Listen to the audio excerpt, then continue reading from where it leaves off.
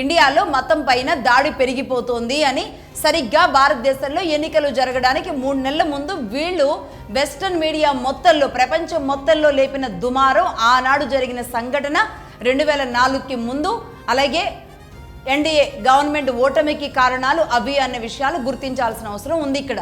ఇక నెంబర్ 4 2004లో ఇదే అమెరికా నుంచి ఇంకో స్టేట్మెంట్. అదేంటంటే all India Christian Congress member అయిన తిమోరీ ఇండియాలో క్రిస్టియన్ల పరిస్థితి ఇరాక్లో ఎలా ఉందో అలా ఉంది అనే ఒక స్టేట్మెంట్ ఇస్తాడు.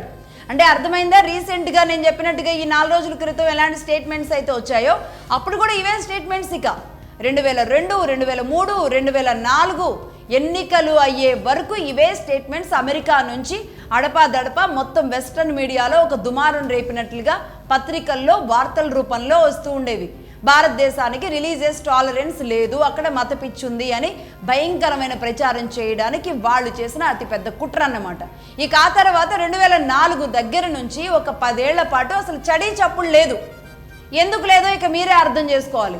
2004 నుంచి ఎక్కడా కూడా ఈ రిలీజియస్ టాలరెన్స్ లేదు అని చెప్పడం కానీ భారతదేశం మీద ఏమైనా మాట్లాడడం కానీ ఏమీ లేదు.